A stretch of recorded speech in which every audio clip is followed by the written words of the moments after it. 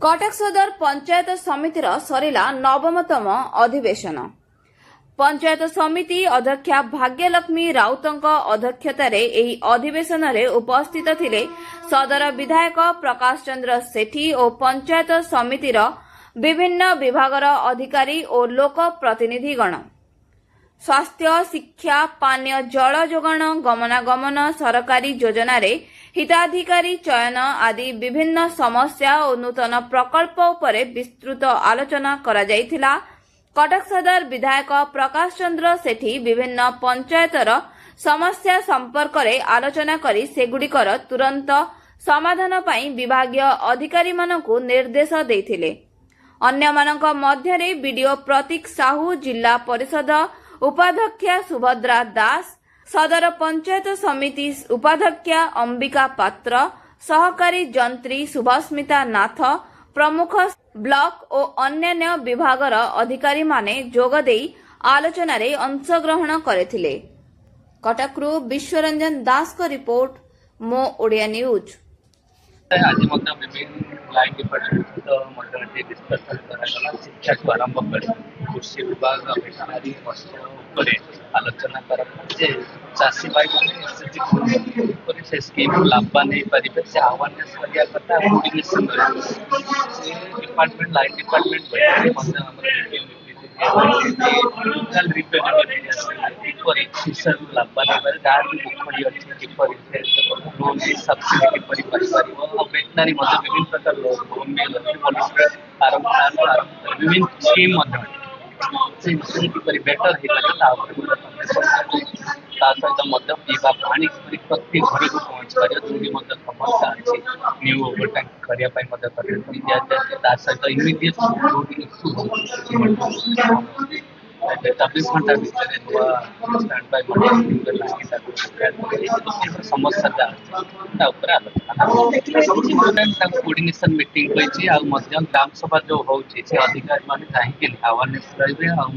Scheme लोक पहुँच निश्चय आम लास्ट आप देखिए meeting collector presence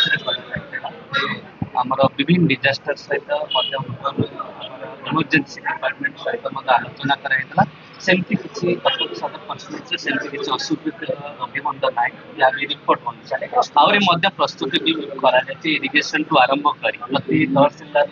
कहुई ground report देखिए बाली व्यवस्था भी कौन रेडी अच्छी बाली स्टॉक कर समस्त अपडेट कर। भाग्यलक्ष्मी राउत, कटक सदर पंचायत समिति अध्यक्ष। मैडम आज जो अधिवेशन नवम अधिवेशन दिग विशेषकर फोकस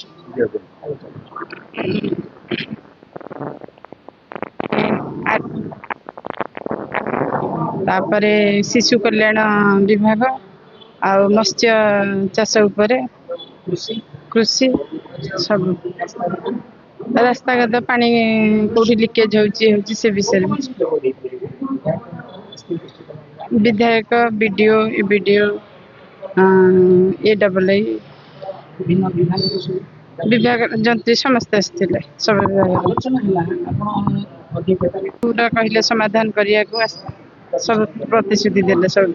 समस्या नहीं लोक प्रतिनिधि सरपंच माने किसी पक्ष रखिले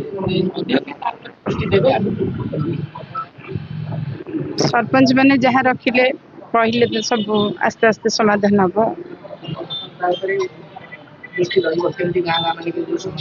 समस्या अच्छी समाधान हम। अशोक पात्र सरपंच परमंश ग्राम पंचायत आज ब्लॉक रे अधिवेशन थिला कोन केमति रहिला देखो आज्ञा यहाँ आज थिला कटक सदर पंचायत समिति नवम अधिवेशन।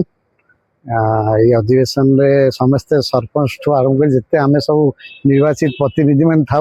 अन था कौ दिन अधिवेशन हम तो आज से अधिवेशन था नवम अधिवेशन। तो देखा जाइतिला आपण सेते प्रश्न बाणे अनेक विधायक एवं अध्यक्ष महोदय को अनेक प्रश्न कर कौन समस्या लगी रही लोक देखो आज्ञा मो पंचायत जो परमंश ग्राम पंचायत कटक सदर ब्लॉक रो सब बड़ पंचायत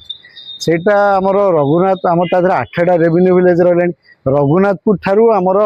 पाखापाखि सीएमसी की लगी आमर बगुलापड़ा पर्यंत से पंचायतटा माने व्यापी ସେଥିରେ ବିଭିନ୍ନ ପ୍ରକାର ସମସ୍ୟା ଅଛି ଯେହେତୁ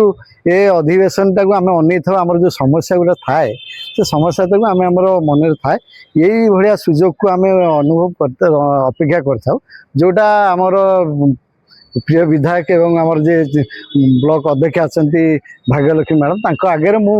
ବିସ୍ତୃତ ଭାବରେ ସବୁ ଟିକନିକ୍ ଯେଉଁ ସବୁ ସମସ୍ୟା ରହିଛି ସେ ସମସ୍ୟାକୁ ମୁଁ ବାରବାର ଯେତେବେଳେ ଆମର